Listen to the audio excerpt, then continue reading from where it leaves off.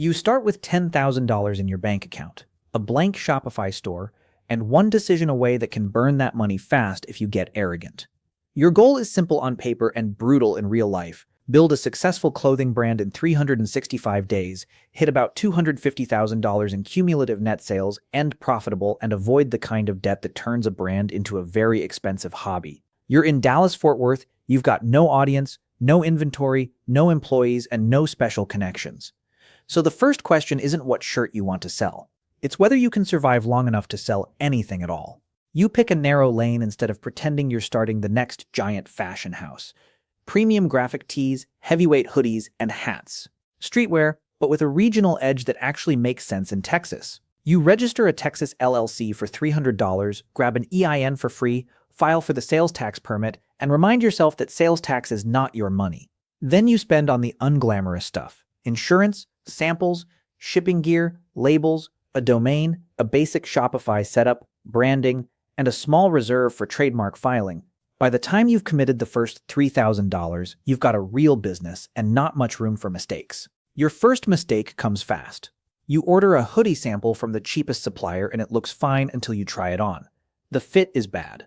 The embroidery is inconsistent. It's the kind of sample that saves $300 today and destroys your refund rate later. You almost talk yourself into approving it anyway because every week matters, but you don't. You kill the sample, revise the measurements, and order again. That costs you time and another chunk of cash, but it's the right kind of delay. A bad hoodie doesn't become a good hoodie just because you're in a hurry. For the first month, you don't sell anything. Instead, you post the build process every day, compare competitors, talk to potential customers, and seed your designs to micro creators around Dallas. You also collect emails like your life depends on it, because in a brand with no audience, it kind of does. You launch with only 2 core products, instead of a chaotic full collection. That decision matters more than almost anything else.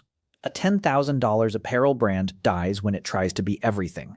It survives when it becomes the obvious choice for a very specific person. Then you open a 7-day pre-order.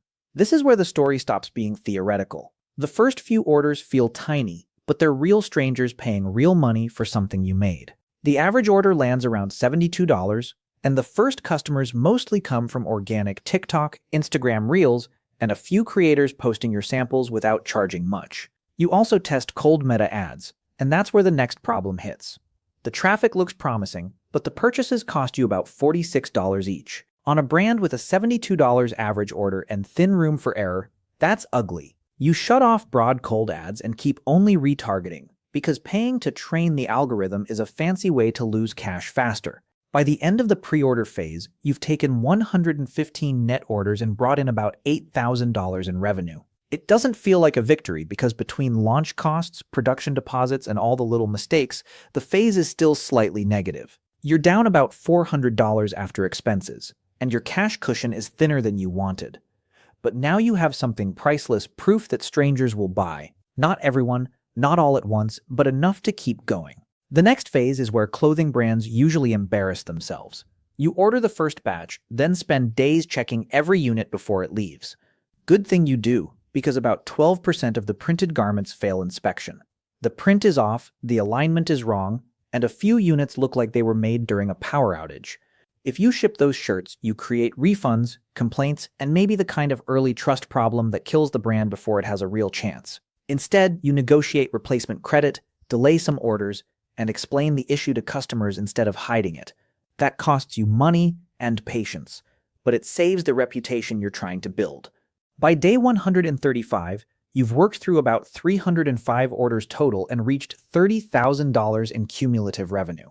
For the first time, the business turns a profit in a phase, about $2,000. It's not enough to celebrate like you just bought a yacht. It is enough to prove the model can work if you stop making dumb inventory decisions. You also start seeing repeat intent, which matters because repeat buyers are what make apparel less brutal. New customers are expensive. Returning customers are where the math finally starts to relax. Then you make another mistake, and this one is sneakier because it looks creative. You order too much of a fashionable color because you like it. That's how $3,200 gets trapped in inventory. Not in a crash, not in a scandal, just in a shelf full of units that move slowly because your taste is not the market. You learn fast that a clothing business is less about having great ideas and more about not falling in love with the wrong SKU. You don't slash the whole site by 50%. That would train customers to wait for discounts and wreck your margin. Instead, you bundle the weak color with your best-selling hat and protect the flagship product's price. That discipline starts paying off.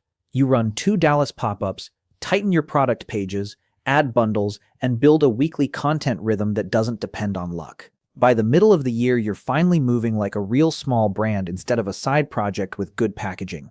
You hit your first $20,000 month. Revenue is climbing, but so are the operational demands.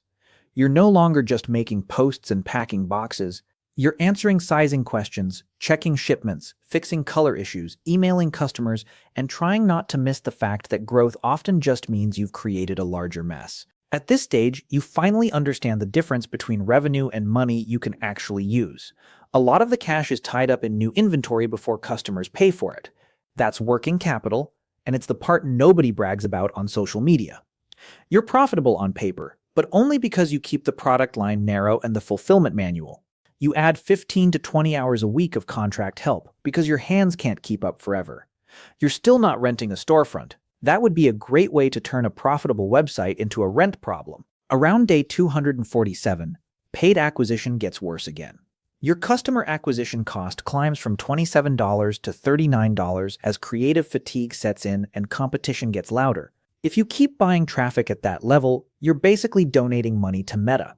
So you make the unsexy move. Cut cold spend, lean harder on creator commissions, email, repeat buyers, and bundles. That's the decision that keeps the brand alive. The wrong move would have been to chase top-line growth and pretend profit would show up later.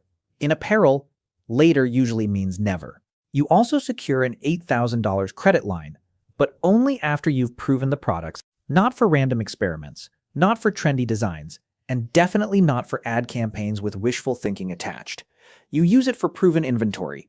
That distinction matters. Debt can buy growth, or it can buy a faster failure. You keep the line small enough to survive, and only order more of what customers already bought. That's when the business finally becomes predictable. Then holiday season arrives and the machine gets real. You restock the winning products, add gift bundles, tighten shipping deadlines, and prepare for volume that can hit 80 to 100 orders a day during spikes. You also pick up a first wholesale order from a boutique, which helps, but the real engine is still direct-to-consumer. Email, repeat buyers, creators, and retargeting do the heavy lifting. A supplier delay threatens everything. One production batch is 11 days late, right when holiday customers expect fast shipping. You split freight, communicate clearly, and stop selling inventory that can't arrive on time. It's boring, but it works. The wrong choice would have been promising Christmas delivery and praying. By day 363, order 3,472 pushes your cumulative net sales past $250,000. That's the exact moment the title stops being a fantasy and becomes math. You still keep selling after that, but the target is crossed. By day 365, you finish the year at $250,000 in cumulative revenue, with about $27,800 in operating profit before tax, roughly $26,000 in cash left, about $9,200 in ending inventory, and around $1,500 in equipment. You've got one part-time employee, some seasonal contractors, no long-term debt, and a monthly revenue run rate sitting around $32,000 to $38,000 outside the holiday spikes. Monthly operating profit lands around $3,500 to $5,000. What you built is not a giant clothing empire. It's a profitable, founder-dependent streetwear brand with real demand, a real customer base of roughly 2,750 to 2,900 people, and a core product that actually works. The reason you make it isn't because you threw more designs at the wall, it's because you stayed narrow. Let content do the heavy lifting, used pre-orders to protect cash, and refused to let bad inventory or bad ads drag the whole thing under. In a year where $10,000 could have vanished in a rush of samples, mistakes, and overconfidence, you turned it into a brand that can finally breathe.